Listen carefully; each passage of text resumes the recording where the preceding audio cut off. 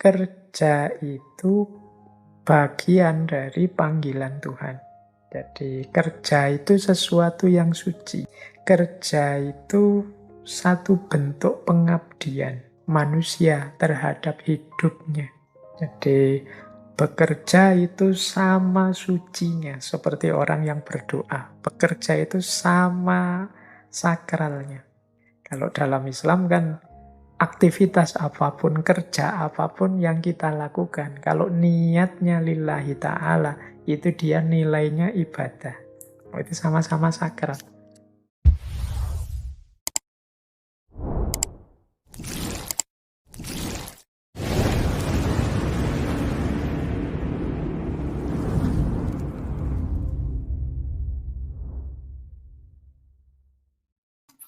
Assalamualaikum warahmatullahi wabarakatuh.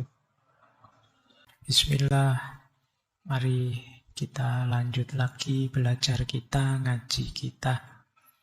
Kita mulai tema kita malam hari ini, yaitu tentang kerja. Jadi menarik kalau teman-teman mencermati berbagai konsep tentang manusia, fitrahnya atau kodratnya atau sunnatullahnya manusia. Di antara banyak konsep tentang manusia itu, kalau di filsafat dikenal istilah homo faber. Homo faber itu artinya makhluk yang bekerja. Manusia itu adalah sosok yang bekerja.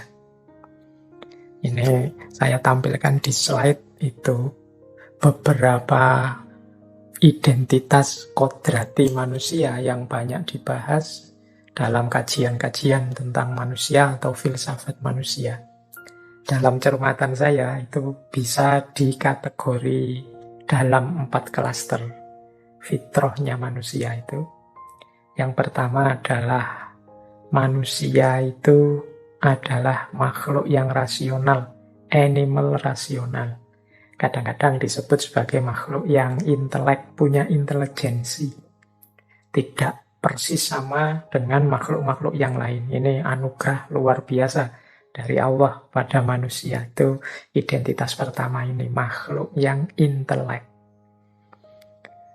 Di bagian makhluk intelek ini, manusia itu sering disebut yang pertama sebagai homo sapiens.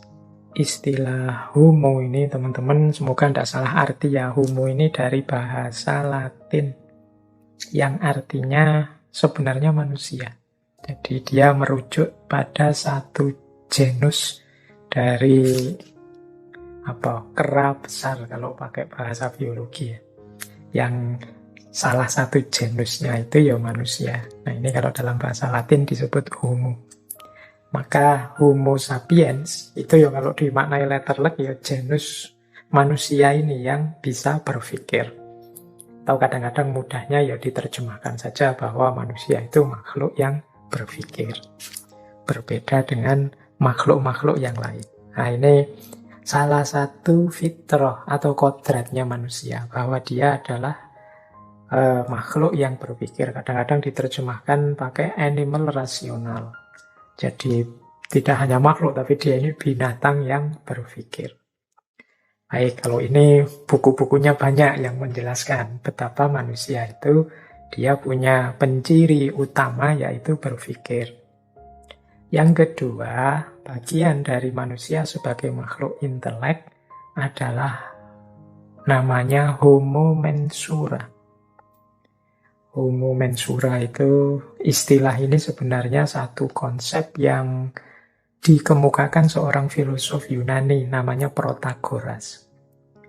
Homo mensura itu makna letternya manusia adalah makhluk yang menilai, makhluk penilai. Ya, maksudnya bukan kok seperti dosen-dosen atau guru-guru memilih nilai muridnya. Maksudnya manusia itu adalah yang menetapkan semua standar-standar nilai dalam hidup ini. Manusia itu dalam hidupnya selalu memberi nilai, apakah itu kebenaran, keadilan, hukum, dan lain sebagainya. sumber nilai mungkin bisa dari mana-mana, tapi yang memutuskan dan menetapkan nilai itu ya manusia. Jadi kita ini kan selalu kalau melihat apa-apa itu tidak pernah berhenti menilai. Ini namanya homo mensura. Oh, itu baik. Kalau ini tidak masuk akal. Oh, kalau yang itu ya masuk akal sih, tapi tidak pantas begitu itu. Itu namanya menilai. Kita tiap hari kan dalam hidup ini serba menilai. Tidak pernah atau jarang berhenti hanya pada data dari panca indera. Kita seringkali menilai. Makan pun ya kita nilai, ini enak, ini tidak enak. Ini terlalu jauh, wah kalau itu terlalu berkhayal, ngawur itu. Oh, kalau kita selalu menilai. Itulah hakikat manusia sebagai makhluk intelek yang kedua. Yang ketiga ada istilah homo rassentis. Homo rassentis ini manusia sebagai makhluk yang merasa, punya perasaan. Jadi di antara khasnya manusia itu dia punya kepekaan rasa. Nah, ini namanya homo rassentis. Ya nanti mungkin lain waktu kita jelaskan detail ya aspek homo ini, penciri kodrat manusia. Ini belum sempat kita jelaskan dulu di ngaji filsafat waktu kita membahas tentang fitrah. Karena waktu kita membahas tentang fitrah lebih fokus pada perspektif agama, perspektif Islam. Nah, kemudian ada juga homo volens. Homo volens ini manusia itu makhluk yang berkeinginan. Jadi manusia itu tidak pernah puas di satu titik. Dia ingin yang baru, menciptakan lagi, berkeinginan lagi. Itu manusia sebagai homo volens. Kemudian manusia sebagai homo educandum. Homo educandum itu manusia itu makhluk yang dapat dididik. Seperti apa karakter seseorang, seperti apa kepribadian, sosok, keterampilan, dan lain sebagainya. Itu bisa ditanamkan pada manusia dan bisa sukses karena manusia itu punya karakter bisa dididik. Kita itu bisa dilatih apa saja sesuai ideal-ideal atau cita-cita yang kita inginkan. Kita ingin menjadi orang ini atau menjadi orang seperti itu atau membentuk karakter kita begini atau begitu, itu pasti bisa asal kita terbuka untuk dilatih, untuk melatih diri atau untuk dididik. Karena memang pencirinya manusia itu homo educandum. Tidak ada manusia yang paket jadi.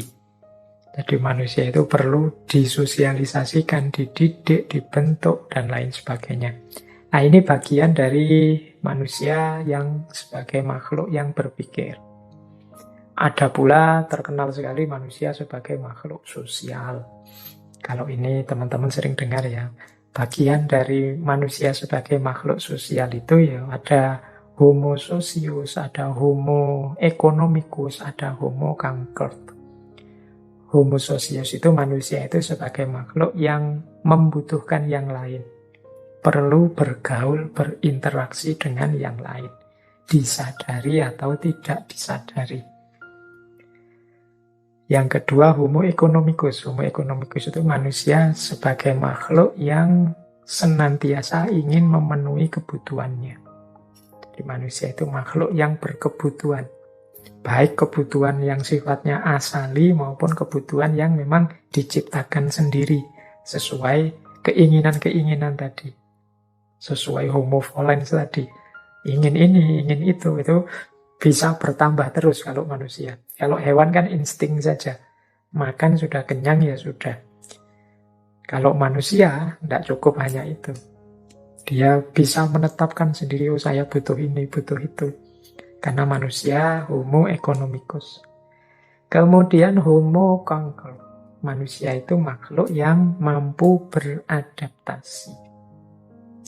Jadi kalau teman-teman mencermati ya betapa beragamnya hidup ini. Misalnya ada yang sangat kaya, ada yang sangat miskin, ada yang begitu gembira hidupnya, ada yang mendapat ujian sangat berat. Dulu kita sempat dijajah 350 tahun katanya oleh Belanda. Itu pun ternyata ya tidak kiamat, kita tetap bisa beradaptasi. Karena memang di antara kekhususan fitrah manusia itu kemampuannya beradaptasi, menghadapi situasi apapun, kemampuannya untuk survive. Nah, ini makhluk sosial. Ada lagi sering juga kita dengar manusia itu sebagai makhluk Tuhan, ciptaan Tuhan. Nah, ini kalau di filsafat ada dua homo. Yang pertama homo viator dan yang kedua homo religius. Homo viator itu manusia itu makhluk yang senantiasa mencari jati diri. Siapa aku? Hakikat hidupku ini apa? Makna kehadiranku di muka bumi ini apa? Seperti sering kita lakukan di ngaji filsafat, termasuk bulan ini. Itu hakikatnya ya dorongan fitrah kita sebagai manusia yang berciri homo viator. Makhluk yang mencari jati diri. Pergumulan filosofis sejak zaman Yunani sampai zaman posmo kontemporer hari ini kan mudahnya adalah kisah manusia yang berusaha memahami diri, mencari jati dirinya. Nah, itu menunjukkan bagaimana manusia itu homo viator. Yang kedua, homo religius. Jadi, ini mungkin sering kita dengar ya, bahwa manusia itu ada dorongan fitrah dalam dirinya untuk beragama atau bertuhan. Karena dia punya penciri homo religius. Nah, ini mungkin dulu pernah kita jelaskan di beberapa sesi filsafat ketuhanan. Bagaimana hakikat religiusitas manusia. Bagaimana dorongan-dorongan untuk beragama, untuk bertuhan. Nah, yang terakhir, ini yang kita angkat malam hari ini, yaitu manusia itu makhluk yang bekerja. Dan ini termaktub dalam 3 pencirinya, yaitu homo mechanicus, homo faber, yang tadi saya singgung sebentar, malam hari ini akan banyak kita ulas homo faber ini, dan yang ketiga homo ludens. Jadi manusia adalah makhluk yang bermain. Jadi manusia itu makhluk yang beraktivitas, yang cirinya apa? Homo mechanicus. Geraknya manusia itu teratur, ada polanya, sehingga bisa diprediksi, tidak acak. Itu namanya homo mechanicus. Teman-teman boleh memahami ritme mekanika hidupnya masing-masing. Kadang-kadang kita menyebutnya ya apa-apa itu tindakan manusia itu ada algoritmanya, kalau pakai bahasa hari ini ya. Itu sebagian dari homo mechanicus. Kalau hubungannya dengan manusia. Jadi karena manusia itu makhluk yang bergeraknya teratur, bisa dibaca polanya. Nah, yang kedua homo faber. Nah, ini yang nanti kita bahas ya, homo faber itu manusia itu makhluk yang berkarya atau bekerja. Yang ketiga, homo ludens. Kalau homo ludens ini manusia makhluk yang bermain. Ini teman-teman boleh mengulang lagi membuka ngaji filsafat ketika kita menjelaskan tentang permainan. Nah, itu tema homo ludens. Jadi kalau mau dirinci, yang sudah kita bahas itu kelihatannya homo ludens, homo faber. Kalau homo sapien mungkin bagian dari berpikir kritis, berpikir kreatif, dan lain sebagainya. Kemudian mungkin homo religius itu banyak kita ungkap di sesi-sesi ketika kita membahas agama. Semoga nanti aspek-aspek fitrah kodrati manusia yang lain bisa kita angkat semua satu-satu ya pada saatnya. Baik, jadi homo faber atau kerja atau karya itu adalah bagian dari kodrat fitrah manusia. Nanti kita lihat hubungannya apa sih dengan aktivitas kerja yang membentuk kepribadian kita ini. Baik, langsung kita masuk ke homo faber. Jadi istilah homo faber itu tadi saya bilang dari bahasa Latin, karena homonya sendiri dari bahasa Latin yang artinya manusia. Faber itu artinya menghasilkan sesuatu, menciptakan sesuatu, membuat sesuatu. Jadi manusia itu makhluk yang menciptakan sesuatu, membuat sesuatu, menghasilkan sesuatu. Makanya Homo faber ini sering mudahnya kemudian diterjemahkan manusia itu makhluk yang bekerja. Ya karena untuk menciptakan sesuatu itu kan harus ada kerja yang dilakukan. Untuk menghasilkan sesuatu itu harus ada yang dilakukan. Jadi makna pertama dari Homo faber itu adalah manusia sebagai yang bekerja. Jadi yang menunjukkan bagian dari man the maker, untuk manusia menghasilkan sesuatu.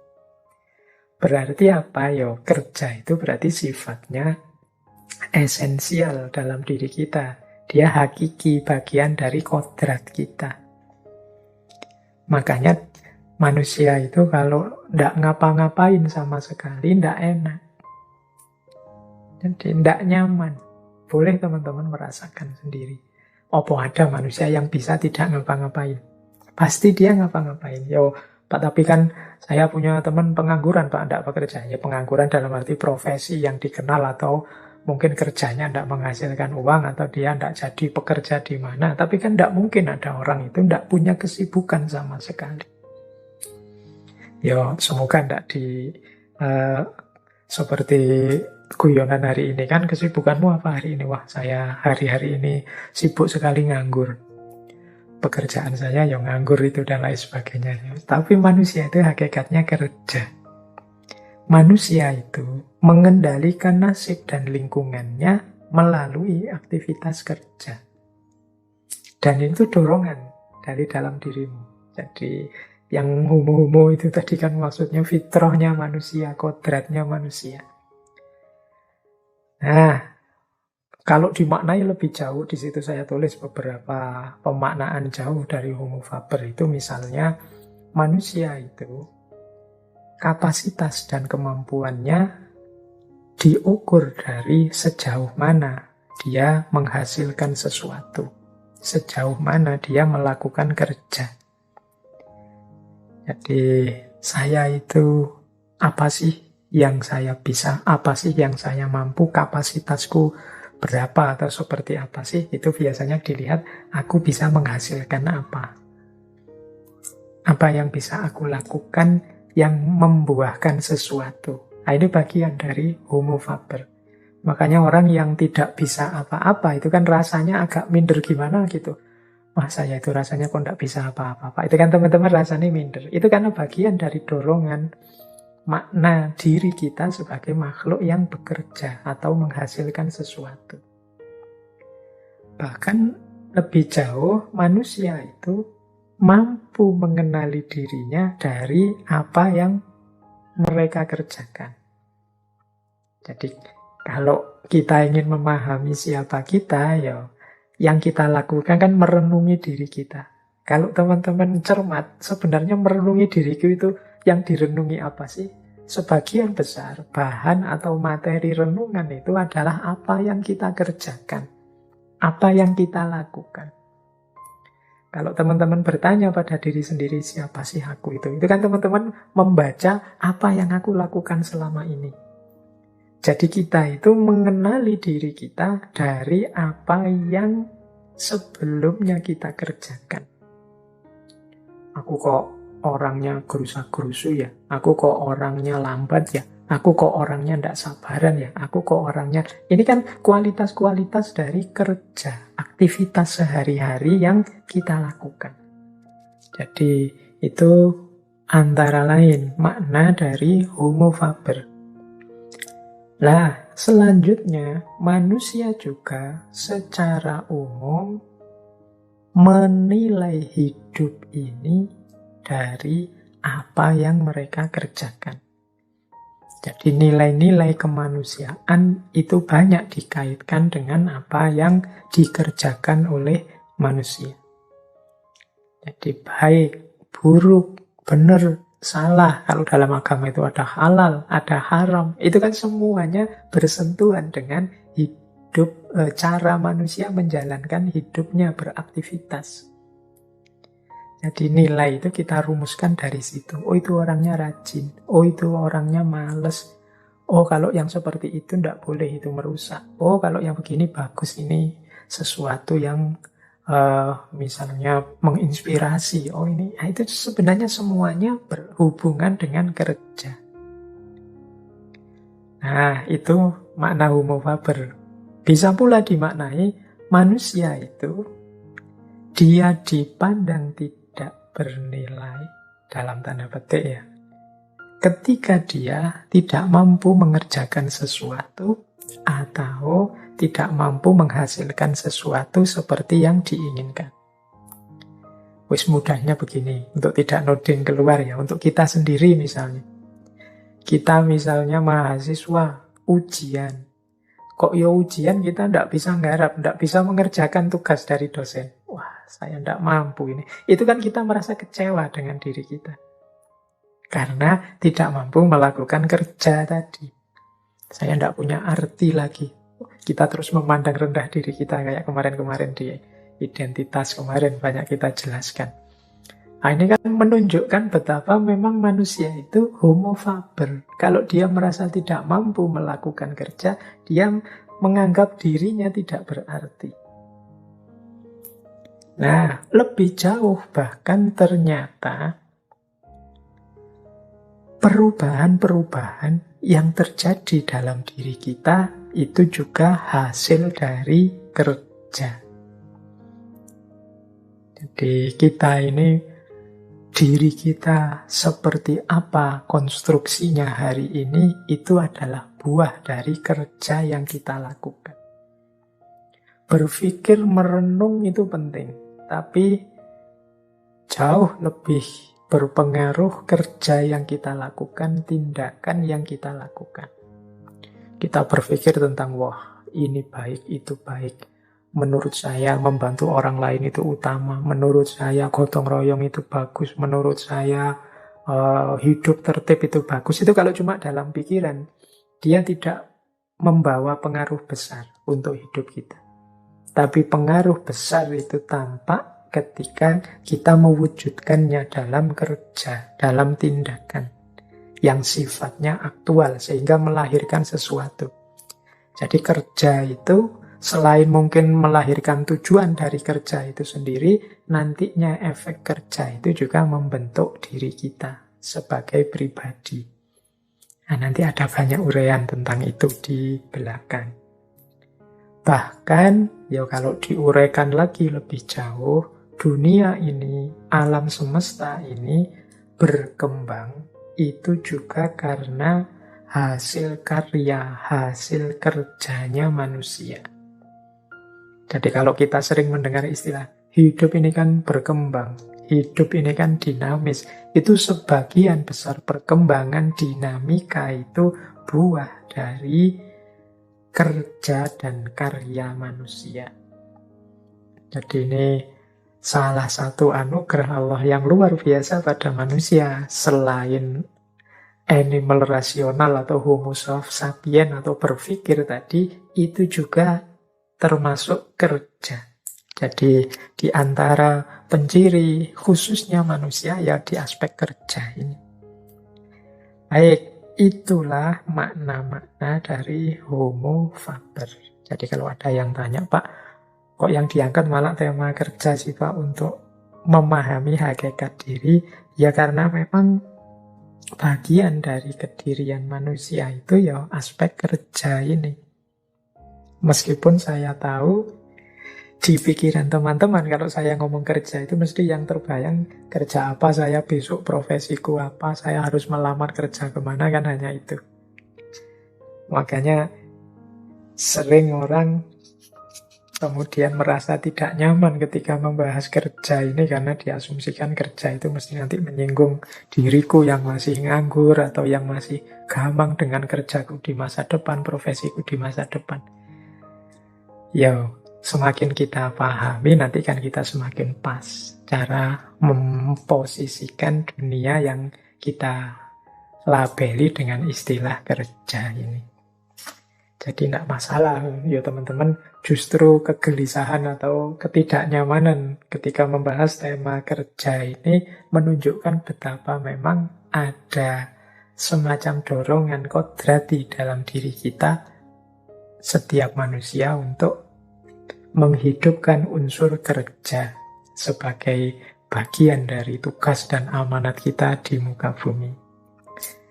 Nah, menarik, saya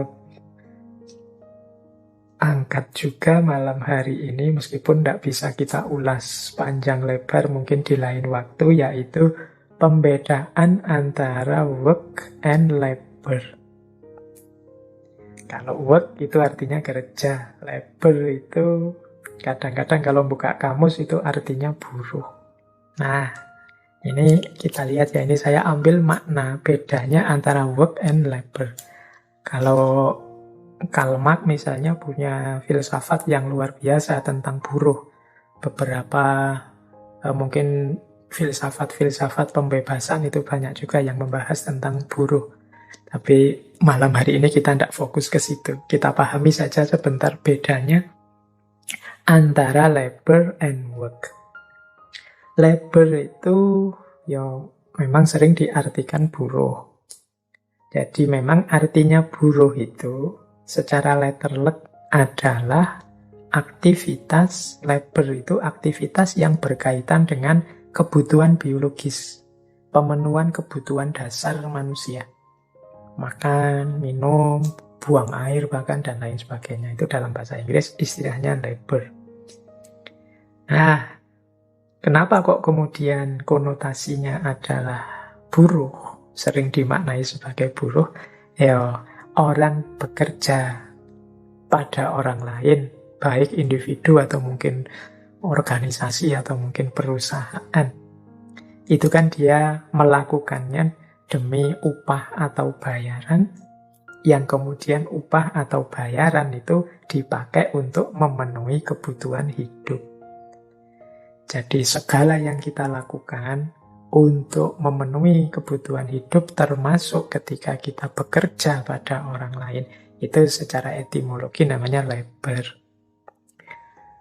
Nah, makanya kemudian istilah ini dipakai untuk menunjukkan pada sosok yang kita kenal sebagai para buruh, para karyawan, kalau bahasa lebih halusnya mungkin begitu ya. Nah, berbeda dengan work. Kalau work itu mungkin dalam bahasa Indonesia lebih pas maknanya itu karya. Jadi segala yang kita lakukan yang itu menghasilkan sesuatu, apakah itu ciptaan atau kreasi atau apapun yang membawa efek pengaruh manfaat pada dunia secara umum. Tidak hanya memenuhi kebutuhan dasar kita. Jadi ini namanya work. Misalnya kita nulis buku yang dibaca banyak orang, itu work. Kita bikin film, bikin YouTube, bikin vlog, bikin TikTok yang menyenangkan banyak orang, itu lebih work. Jadi ini karya. Kalau labor, itu yang diincar adalah pemenuhan kebutuhan dasar, ya antara lain dengan cara bekerja pada orang, pada lembaga organisasi.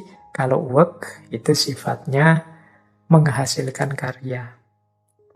Kalau di labor itu banyak juga kerjanya menghasilkan karya, tapi karyanya tidak bisa dia klaim, tidak bisa dia akui. Misalnya buruh pabrik sepatu misalnya, dia bikin sepatu-sepatu mahal, sepatu bagus. Tapi dia tidak bisa mengklaim sepatu itu karyaku. Karena dia membuat sepatu hanya menjalankan perintah. Yang dia incar adalah bayarannya dari membuat sepatu itu. Bukan karya sepatunya. Kalau sepatunya sendiri, dia sendiri mungkin tidak kuat beli sepatunya. Harganya mahal. Padahal dia yang bikin. Nah, ini nanti yang banyak dikritik oleh Karl Marx. Nah, beda dengan work atau karya. Kalau karya, ini aktivitas ini kita lakukan menghasilkan sesuatu, membawa efek atau pengaruh kepada lingkungan di luar kita dan memuaskan keinginan kita. Ini lebih pada work. Ya, ada kalanya work dan labor ini nyambung. Mungkin ada situasi misalnya Saya pelukis, bikin lukisan monumental yang luar biasa, membawa pengaruh. Dan ternyata lukisan ini juga ada nilai uangnya. Saya terus dapat uang dari situ. Kayak teman-teman hari ini YouTuber bikin YouTube yang sebenarnya ini passion saya, YouTube ini. Saya sukanya ngajar, sukanya memberi petunjuk pada orang lewat YouTube, saya lakukan. Ini saya puas dengan karyaku ini. Tapi ada nilai uangnya juga. Nah, di titik ini work dan label bertemu. Tapi ada kalanya juga orang itu hanya label. Kerja yang dia lakukan tidak cocok dengan passionnya. Dia tidak bisa mengklaim hasil karyanya karena dia hanya ikut orang. Ya, sama-sama kerja, misalnya bikin YouTube, ternyata kita itu hanya ikut orang, ikut YouTubernya. Nah, kita tidak bisa mengklaim karya YouTube itu karena orang mesti dikaitkan dengan yang punya YouTube, yang punya channel. Kita hanya bantu di situ, mungkin bantu kameranya atau bantu soundnya. Yang penting kita setelah bantu dapat uang sih. Sehingga uang ini untuk memenuhi kebutuhan kita. Ini label. Kalau work itu karyanya ya karya kita bisa mengklaim dia berpengaruh besar pada orang lain. Dan orang juga ngerti kalau itu karya kita. Apalagi kemudian hasilnya besar, kita yang menikmati. Nah, itu bedanya work dan labor. Ini kalau dibahas panjang nanti masuk ke filsafat sosial atau filsafat politik. Kita belum masuk ke situ lebih dalam. Kalau teman-teman ingin lebih dalam mungkin bisa merefer ke tema-tema ngaji filsafat awal. Misalnya ketika kita membahas Marxisme, sosialisme, atau Karl Marx. Sedikit-sedikit tema ini diangkat. Malam hari ini kita lebih membahas kerja yang berhubungan dengan aspek kedirian, kesejatian kita sebagai manusia. Baik, kita lanjutkan. Nah, ada banyak perspektif sepanjang sejarah yang membahas tentang hakikat kerja. Ini ada beberapa, sejak zaman dulu itu ya sudah banyak pemikir-pemikir, bahkan pandangan-pandangan tentang nilai kerja termasuk dari agama. Misalnya ini beberapa catatan saya ya. Ada beberapa agama yang menganggap kerja itu sebagai bentuk hukuman dan pertanggungjawaban manusia. Jadi ada pandangan bahwa manusia itu dulunya di surga. Tapi karena melakukan dosa, kesalahan, akhirnya dia diturunkan ke bumi. Loh, kalau dia dulu di surga kan enak, apa-apa terjamin. Pingin apa saja terpenuhi. Tapi begitu dia turun ke bumi, tidak bisa seperti di surga lagi. Akhirnya ya untuk memenuhi kebutuhannya, dia harus bekerja. Dia harus bersusah payah. Nah, ada yang bilang ya ini konsekuensi dari dosa yang dia lakukan. Jadi kerja itu ya hukuman. Salahi sendiri dia berdosa. Nah, ada pandangan yang seperti itu. Jadi kerja itu hukuman dan sekaligus pertanggungjawaban manusia di muka bumi. Nah, jadi kerja juga bagian dari tanggung jawabnya manusia. Ada juga pandangan begitu. Jadi manusia itu kan di muka bumi ini tidak kok hidup untuk senang-senang saja. Ada banyak tanggung jawab yang harus dia pegang. Dan itu tidak mungkin terpenuhi kalau dia tidak mau melakukan apa-apa. Dia tidak mau kerja. Jadi kerja itu ada yang bilang hukuman, ada yang bilang tanggung jawab. Ada pula pandangan yang bilang kerja itu bagian dari panggilan Tuhan. Jadi kerja itu sesuatu yang suci. Kerja itu satu bentuk pengabdian manusia terhadap hidupnya. Jadi bekerja itu sama sucinya, seperti orang yang berdoa. Bekerja itu sama sakralnya. Kalau dalam Islam kan aktivitas apapun, kerja apapun yang kita lakukan, kalau niatnya lillahi ta'ala, itu dia nilainya ibadah. Oh, itu sama-sama sakral.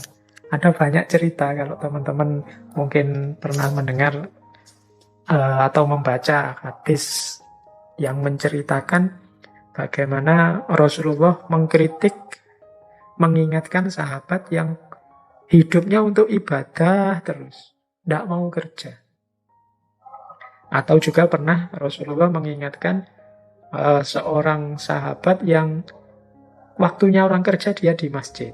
Terus waktu ditanya, lah hidupmu yang nanggung siapa? Yang nanggung saudaranya. Maka terus Rasulullah bilang, wah saudaramu lebih mulia. Ibadahnya bisa terhitung lebih banyak daripada kamu. Karena kerja itu ternyata untuk memenuhi kebutuhan itu juga bagian dari ibadah. Jadi kerja ternyata juga termasuk panggilan Tuhan. Ini perspektif yang lain. Nah, ada juga satu masa, satu fase sejarah manusia yang menganggap kerja, apalagi kerja fisik, apalagi kerja keras, itu hanya untuk orang-orang yang levelnya rendah. Jadi ada pandangan tentang strata-strata manusia. Ada manusia level tinggi, ada manusia level rendah. Ya kalau di barat misalnya ada zaman perbudakan. Manusia yang punya perspektif manusia itu ada levelnya, ada stratanya, ada kastanya. Nah, kerja-kerja kasar, kerja-kerja fisik itu jatahnya level rendah. Kalau yang level tinggi itu tugasnya dia merentah saja, tidak pantas dia kerja keras. Dia tugasnya mikir saja, mengambil kebijakan, merentah. Yang kerja keras itu yang orang-orang level rendah. Jadi ada babak sejarah manusia yang punya pandangan seperti itu. Jadi macam-macam ternyata perspektif tentang kerja ini. Baik, kita lanjutkan. Itu tadi beberapa perspektif dalam sejarah ya. Kalau dari filsafat juga banyak pandangan-pandangan tentang kerja ini. Secara umum saya ambilkan misalnya 3 tokoh filosof, misalnya John Locke, Hegel, Karl Marx. Ini 3-tiganya pernah ya kita bahas di ngaji filsafat. John Locke misalnya menganggap pekerjaan itu merupakan sumber untuk kita bisa memperoleh hak milik pribadi. Nah ini definisi ini yang paling sering kita pakai kan, kita bekerja apa? Untuk memperoleh sesuatu. Untuk mendapatkan sesuatu. Ini berarti kita mengikuti perspektifnya John Locke. Ada yang lebih dalam. Hegel. Kalau menurut Hegel, pekerjaan itu membawa manusia menemukan dan mengaktualisasi dirinya. Jadi dengan bekerja, manusia itu menyadari nilai penting dirinya. Dengan bekerja, manusia itu mengaktualkan dirinya. Ternyata aku ini bisa. Ternyata aku ini sesuatu loh. Ternyata aku ini mampu loh. Nah itu, kalau seperti itu perspektifnya Hegel. Jadi menurut Hegel, pekerjaan itu membawa manusia menemukan, mengaktualkan dirinya. Ada Karl Marx. Kalau menurut Karl Marx lebih jauh lagi. Tidak hanya pekerjaan itu, tidak hanya untuk manusia memahami atau menemukan dirinya. Tapi pekerjaan itu adalah jalan manusia untuk menciptakan dirinya. Untuk menunjukkan eksistensinya pada yang lain. Dengan kerja, dia dianggap bernilai, sehingga diakui oleh masyarakatnya. Dia dianggap sebagai orang yang berguna oleh masyarakatnya. Nah ini perspektifnya Karl Marx. Jadi para filosof juga ternyata beda-beda cara membahas kerja, tapi semuanya menganggap kerja itu penting. Jadi kalau mau dirangkum, tentang fungsi-fungsi kerja tadi, gaya John Locke, gaya Hegel, gaya Karl Marx. Yang pertama, seperti gaya John Locke tadi, kerja itu punya fungsi reproduksi material. Jadi dengan bekerja, manusia memenuhi kebutuhannya. Dia mereproduksi fasilitas alam semesta yang ada di sekelilingnya, dia mampu mengolahnya untuk memenuhi kebutuhannya. Itu fungsi kerja. Jadi kerja itu kan, misalnya ada pasir, ada batu bata, ada apa. Dengan diintervensi oleh kerja manusia, pasir, batu bata, dan lain-lain itu bisa wujud jadi rumah misalnya. Jadi ini namanya reproduksi material. Kerja yang kita lakukan itu arahnya untuk memenuhi kebutuhan-kebutuhan kita di semua levelnya. Ini persis seperti pandangannya John Locke tadi. Nah, yang kedua namanya fungsi integrasi sosial. Jadi ini nanti ada hubungannya dengan pandangannya Karl Marx tadi ya, kerja itu punya fungsi integrasi sosial. Dengan bekerja, seseorang diakui sebagai bagian dari anggota masyarakat. Dengan bekerja, dia mendapatkan status di tengah masyarakat, dia menjadi orang yang dipandang berguna. Karena dia mampu sesuatu, dia bisa sesuatu, dia bisa diajak kerjasama. Dia bukan beban, tapi dia yang meringankan kehidupan sosial. Nah, ini namanya fungsi integrasi sosial. Jadi, kalau kita ingin masuk di tengah komunitas sosial, ya, ketika masyarakat tahu kemampuan-kemampuan kita, mereka lebih mudah menerima. Nah, jadi kerja pada akhirnya menyadarkan kita pada integrasi sosial. Kita mendapatkan status di tengah masyarakat. Nah, yang ketiga, fungsi kerja, ini seperti Hegel tadi. Ini kerja itu punya fungsi pengenalan diri dan pengembangan diri. Jadi dengan bekerja itu kita ini semakin terasah. Dengan bekerja kita semakin nambah pengalaman. Dengan bekerja semakin luas wawasan kita. Sehingga diri kita berkembang. Kepribadian kita berubah dan lain sebagainya. Jadi fungsi kerja yang ketiga adalah fungsi pengembangan diri. Jadi ya ringkasnya tiga ini makna kerja itu. Reproduksi material. Jadi kerja itu berfungsi memenuhi kebutuhan kita. Yang kedua, integrasi sosial. Dengan kerja kita bisa masuk dan mendapatkan status atau pengakuan di tengah masyarakat. Yang ketiga, pengembangan diri. Dengan bekerja, kita juga bisa membentuk diri kita secara kreatif seperti yang kita inginkan. Semoga teman-teman bisa menangkapnya. Paling tidak ada 3 makna tentang fungsi-fungsi kerja.